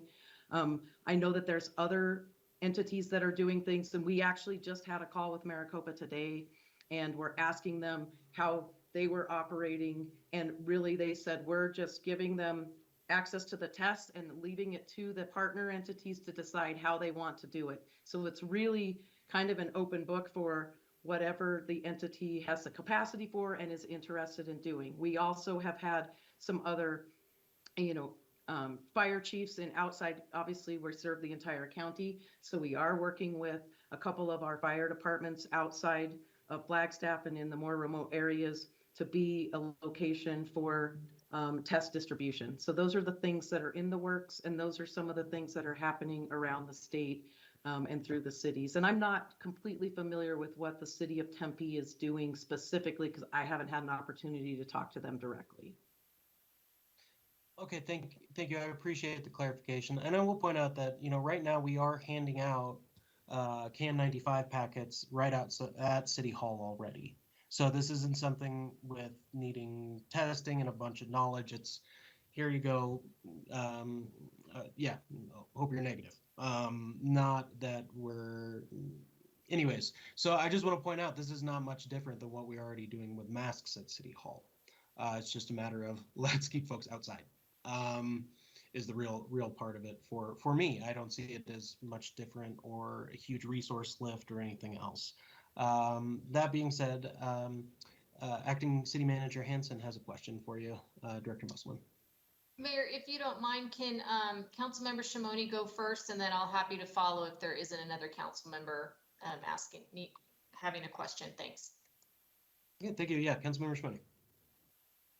Yeah, thank you, Mayor and Director Musselman. Good evening. Thank you for being with us, and thank you for your service to our community and to our county during these very challenging times and throughout the past couple of years, especially. We appreciate you and your work. So thank you. And again, thank you for being with us this evening. So it sounds to me that you don't necessarily need the city to step up to be a site, especially given what the mayor said about, us trying to do this in an outdoor setting and the complications that we've discussed about doing this in an outdoor setting, reliably, consistently, equitably, rather than like a volunteer effort. It sounds like there maybe isn't a need yet, and that you'll be looking for partners for distribution when you have these, but I'm guessing you'll have no issue finding partners to distribute, and you could always use your test sites as a distribution center. Is that a fair assessment? So thank you, Mayor, Councilmember Shimoni. I think that it's partially an accurate assessment, and I just say that, Councilmember Shimoni, because ultimately, if we have access to enough self-tests, we're looking to be able to get them out into the hands of the community as in any ways that we can. So if there are, when we have them, like right now, for example, let me just give this example. Right now, we are already distributing, we have had our healthcare facilities, our schools in particular, our preschools, our daycares, others have already been ordering these tests for the last several weeks, and we have been distributing. They come and pick them up from us. They manage the distribution and the processes. The schools are using them so that when they have kids that become close contacts and are exposed and need to quarantine, they're using those boxes to give to the parents so that then when they're home, they can test the kids, after that, now what is 5 days with the most recent change to the CDC guidance. So, really our intent is to look at where are the places where people are struggling to have access and to make sure that we have ample locations and opportunities for people to get at those, get their hands on those individual self-test kits. Okay, that's helpful. And I'm guessing the schools have a higher need than the county is able to meet right now with those test kits. Am I correct in that assumption? So right now, as of today, and the information that we just received, we actually did just have to let some of our healthcare providers, because they're also able to access what are called, they have a CLIA waiver, a laboratory waiver, and we can give them a big box of kits that they actually can administer and self-administer, watch the folks perform the tests in their medical clinics and other sites. And so we had just sent notice today that they are not going to be getting the self-test kits to hand out anymore, because we are prioritizing the schools to make sure that they have enough of those test kits at their ready and available, as well as our daycares and preschools, other places that are not able to have that CLIA waiver, or nursing staff and other things to do those things. So yes, right now, the testing supply is those self-testing kits are very limited. We kind of anticipate that for the next week or two, at least. Now, we just got this update this afternoon. I was on the health officer's call at 2:00 this afternoon. So there's definitely the tightening down on, just what is being able to flow. But as that opens back up, we want to be able to fulfill whatever orders and locations are able to administer. And again, also from the county perspective, have an eye at making sure that all of our outlying cities and towns and communities have as much access to testing as we are providing for folks to have access to testing here in Flagstaff. And you all are aware that we don't have a NAU facility where ASU saliva testing is occurring in our other smaller communities. So we are prioritizing them as well, albeit they are smaller. Mayor and Kim, just a couple more quick questions, if that's okay. But yeah, Mayor, I think to your points about, this might be the cart before the horse kind of conversation. I think we'll just have to keep the lines of communication open with the county, and I hope we do. But a couple quick comments and questions. Food bank, local food center, Flagstaff Family Food Center, that might be a good place to distribute from, even better than City Hall, since they have that kind of curbside pickup approach already. And we could just help to promote that. And then really quick couple questions. Kim, is the National Guard at all being discussed in terms of like a resource that might be available in the coming weeks? So at this time, that is not a resource that is being made available. We do have other information that we are receiving regarding being able to, and we pushed this out to our other partner communities with respect to submitting for some FEMA related requests, but it's more about bringing on-site type of testing, which we already have that here in Flagstaff. So it gets this is really identifying places where they don't have other free testing, drive-through locations. Because not only do we have the NAU Fieldhouse ASU saliva-based testing, I want to make sure, and while we're on camera here and on this public meeting, that folks know that there's also Embry Health out at the mall, back behind the mall there. They are doing free testing. There's also, you can pay to do rapid testing in other forms, but they do provide the free saliva-based testing. Plus they also test those under the age of 3 who are not, and under the age of 5, because they also do nasopharyngeal and oral pharyngeal swabs So there are resources here in Flagstaff with respect to testing that many of the other communities that are submitting for those resources don't have. So there's a few things opening up, but not right now for National Guard specifically. Okay, and then my last question is, I think it's appropriate, if possible, through this coming month that we reconvene the city's meeting with the county through the county public health department, like we used to do at the beginning of COVID, to have those kind of county and citywide updates. I know that's more light work, but I think that communication throughout the county amongst the cities now with this current surge we're about to face would be valuable for everybody.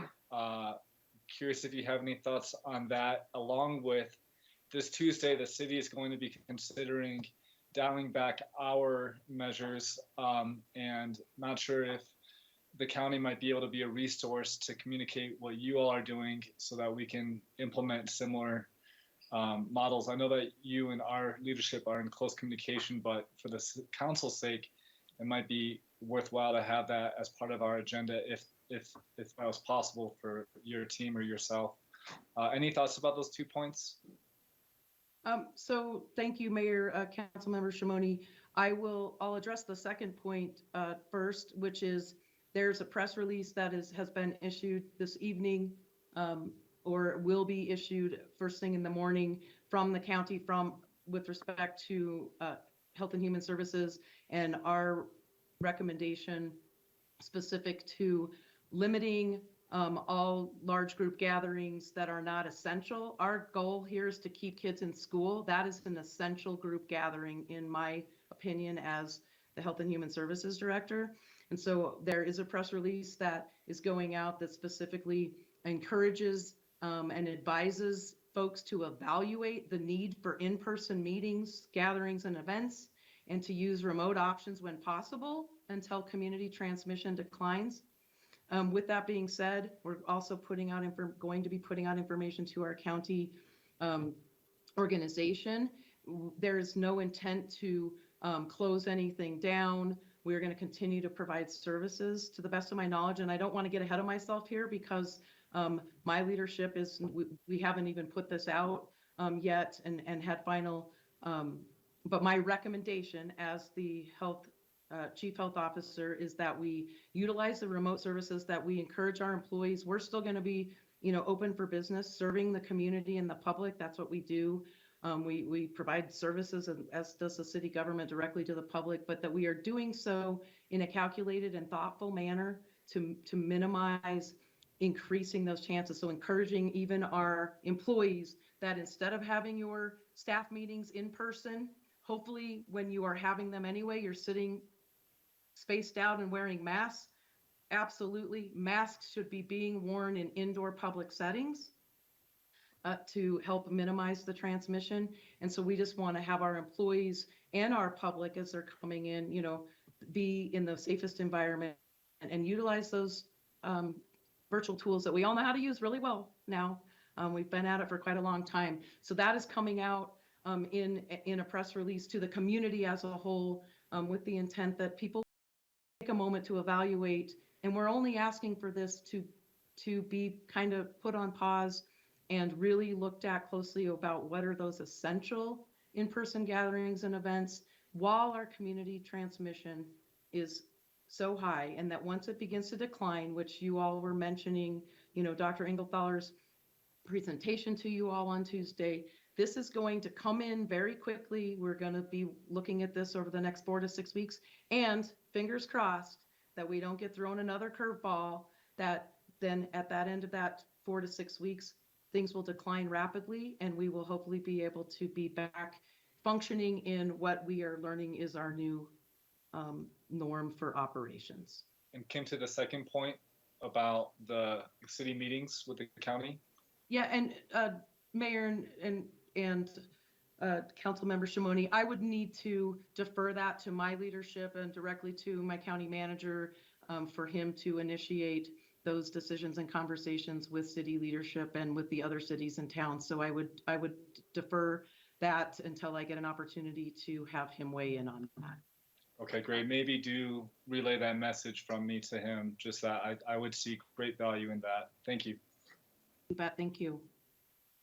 Thank you, Councilmember Shimoni, and I'm very appreciative that you're here, Director Musselman. And with the new information this afternoon that you're getting half the supply, it does seem that this isn't as pertinent of a decision right now to be making as council, so that Monday we can get revved up if the majority would like to see it.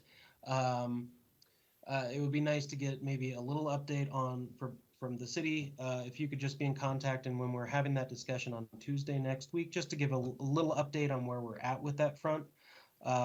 We got to have tests to distribute those tests. But I did want to ask a question if Chief of Staff Sean Johnson is on. Regarding the KN95s that we're distributing right at the front of City Hall right now. To my understanding, we are seeing a large surge in people who come to City Hall knowing that we have KN95 masks there, knowing that that's a good spot. I mean, we've been talking fire department, libraries, etc., but it is known that City Hall is a place to get PPE and supplies that may help reduce COVID transmission.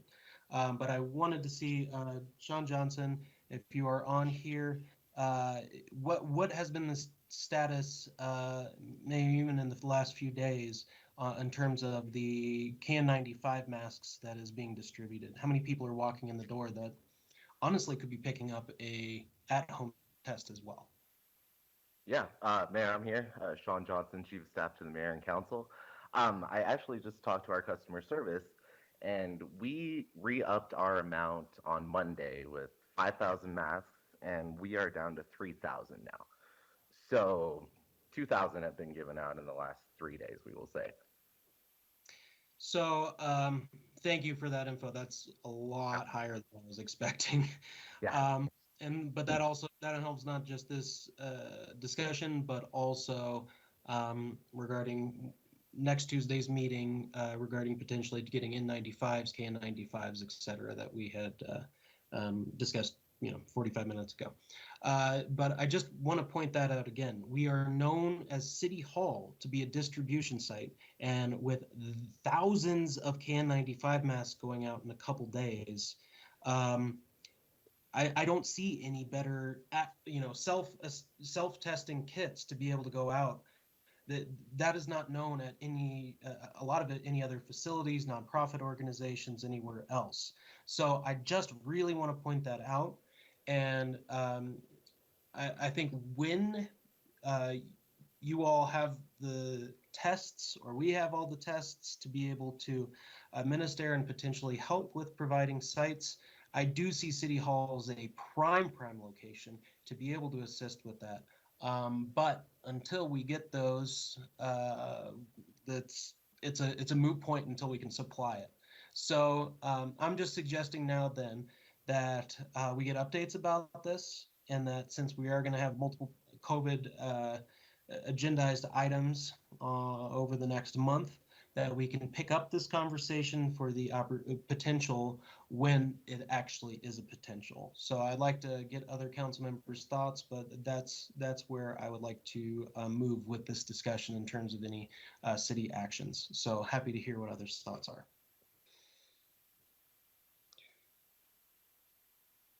I saw a thumbs up from Councilmember Shimoni, but I'd like to hear others' thoughts.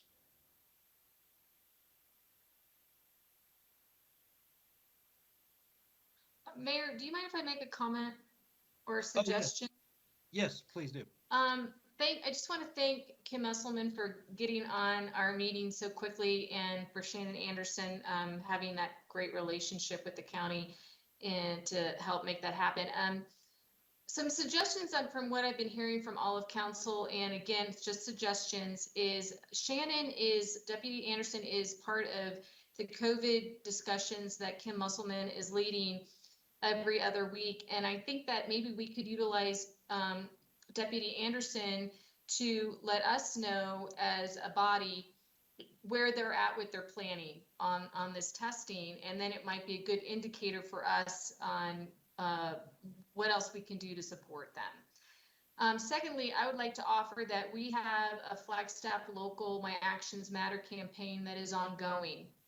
And so what I could offer to the county at this time and on behalf of the council is that with our social media campaign, we could be a resource for the county to message when they have the the tests available and where those are available, and basically getting the information from their site or from Kim or however she like, for us to be able to help get that message out. We actually do a Flagstaff local newsletter as well. So it would go to all the people that have actually participated in the program before, and then those that sign up.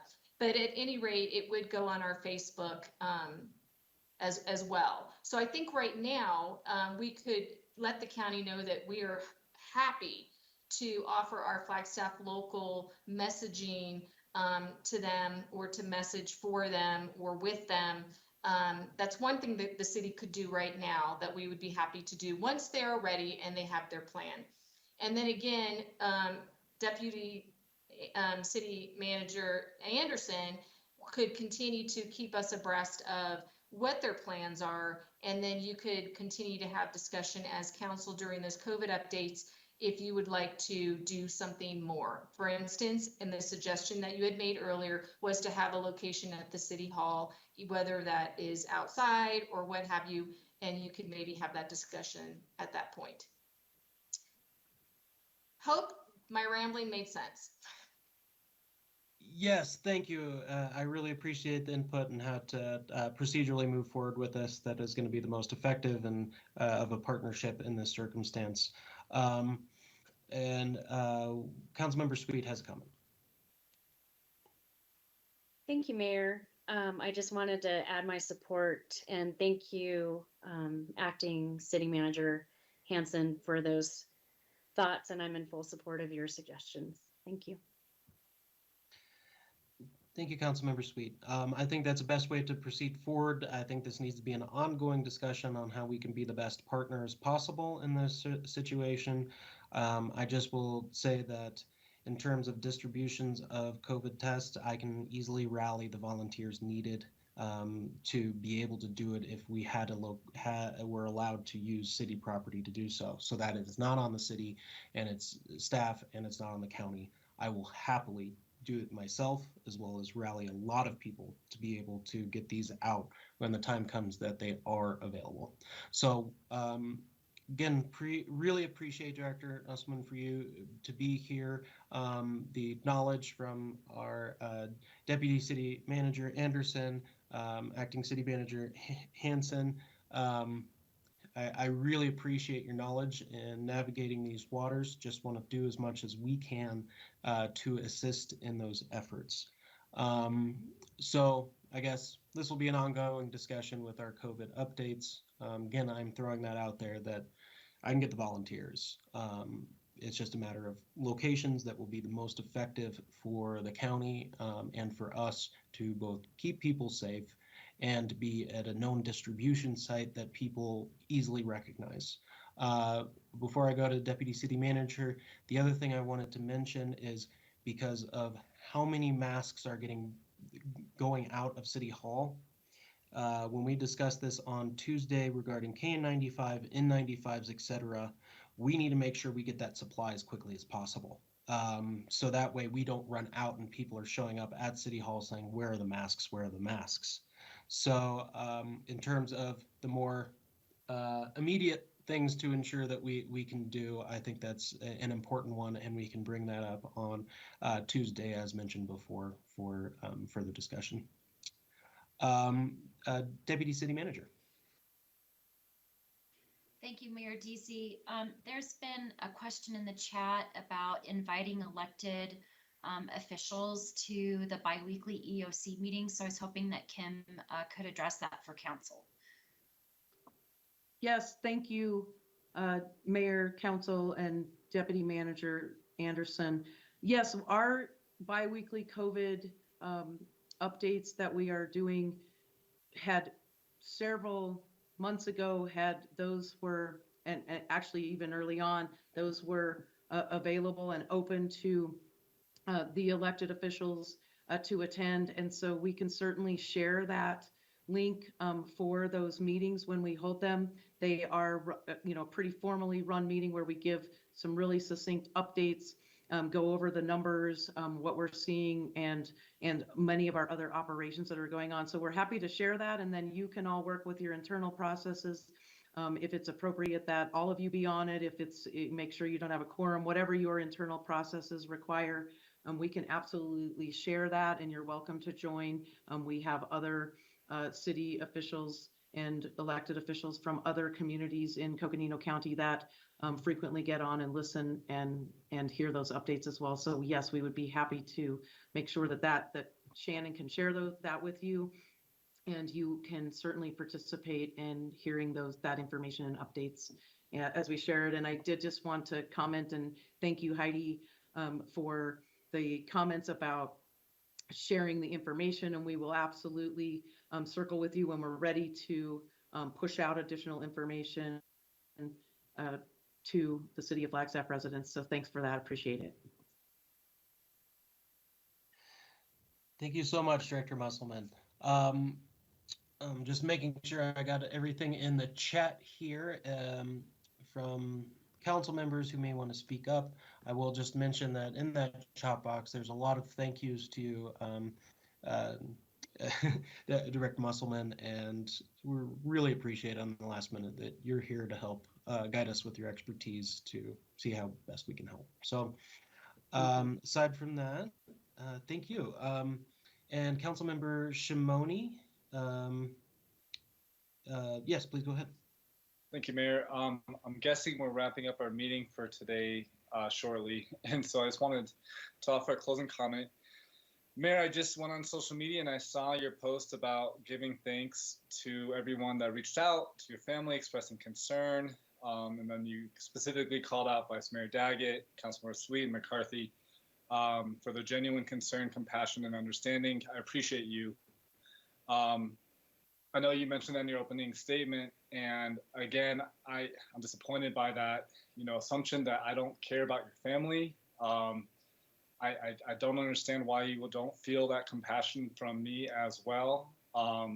But that maybe might be between you and me. But since it's on social media, I felt like I should take the time to address that now really quick and just say that we had a conversation like a week ago about council code of ethics and holding each other accountable. And so, and you talked about how we should be able to, hold each other accountable as electeds. So if me attempting to hold you accountable and us accountable is viewed as a lack of compassion for you and your family, I'm sorry. That's not my intention at all. I have extreme compassion for all of our community, you and your family especially, given your role as our mayor. And I want you to know that I care about you and your son and your family tremendously. But I am also going to be critical and hold us accountable for the sake of the public that elected me. And I'm going to do that through the best of my ability to be respectful and in integrity. Do I think that last Tuesday's council meeting was a mistake? I do. And I hope you know that I do feel like that was a mistake and a lack of leadership on our part to recognize the surge coming and take action more immediately. I'm sorry that feels like a personal attack to you. I would do that. I would say that to whoever it is in your seat and in our seats. So I just wanted to share that really quick, get that off my chest before we wrap up tonight's conversation, just because I just saw that post. And I'm a little disappointed in that, but just wanted to at least voice my perspective. Not trying to get into a big conversation right now, but I just, again, care about you and your family. I'm sorry that your child is going through COVID right now, and you are too. And I'm just trying to hold us accountable to what the people need us to do. Thank you. Thank you, Councilmember Shimoni. And that tweet wasn't done during this council meeting. That was well earlier. So this isn't just known to the public. This was not a reaction or something to what I'm hearing or anything else.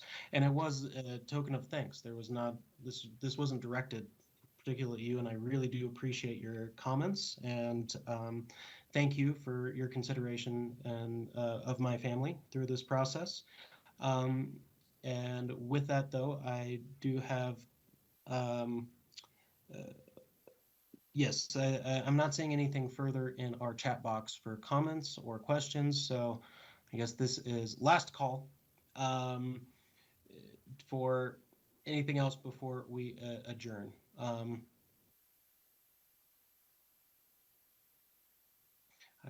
getting a friendly wave from Councilmember McCarthy. I guess before we all tap off, though, just want to clarify with Acting City Manager Heidi Hansen, is there anything else that may need further clarification on our part before we adjourn?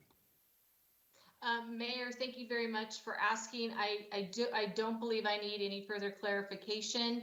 We understand that we will be scheduling something at our Tuesday council meeting to talk to you about what has happened with our reentry discussion with our team. We will also be giving you an update on where we are with our masks and the ability to get more.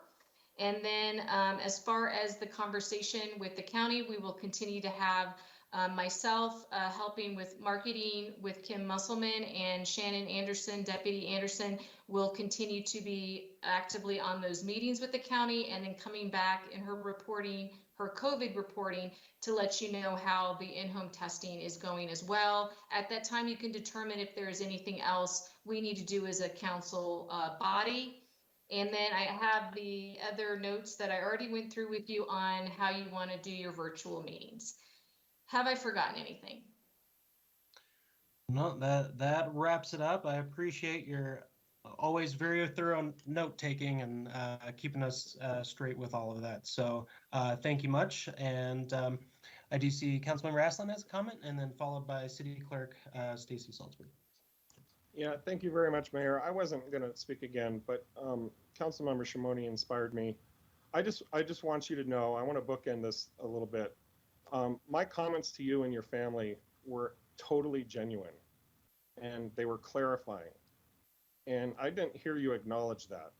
I'm wondering if you're willing to do that right now, or if not, we can have a conversation offline about this.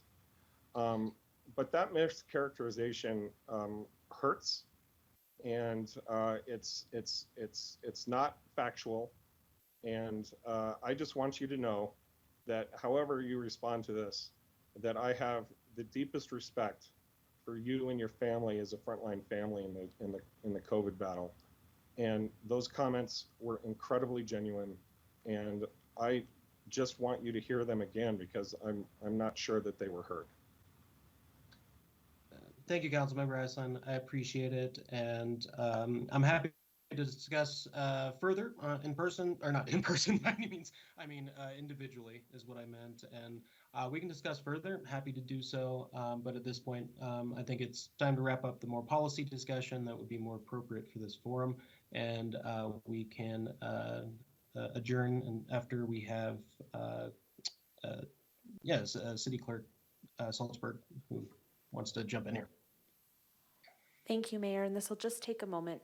Understanding that we have received direction from Council that we will be moving into a fully virtual council meeting for the next few weeks, I just wanted to take the opportunity to remind those that are on the call tonight, as well as the public that are listening, that in order to access the live streaming online so that they can watch the meetings, on our streaming page, there is a tab that is slated as Live Conference Room. That is the tab that they'll need to use to see our live meetings. It's just a slight shift from what we've been doing back in the hybrid setting. So just, again, wanted to remind people that they can still watch the meetings, just use that Live Conference Room tab. Thank you. And Mayor, if I may follow up with City Clerk just shared, we'll make sure that our Public Affairs Director, Sarah Langley, also issues a press release. Right. Yes. Thank you very much for the clarification, and also ensuring that the public is aware how they can continue to participate. With that, I really appreciate everyone's attendance this evening on short notice, and that this was a good discussion, and that look forward to picking up some parts of that discussion next Tuesday as we continue to work towards addressing this paramount issue that we're all facing with COVID. So thank you all, and meeting adjourned. Thank you all. Be safe, stay well. Thank you. Thank you.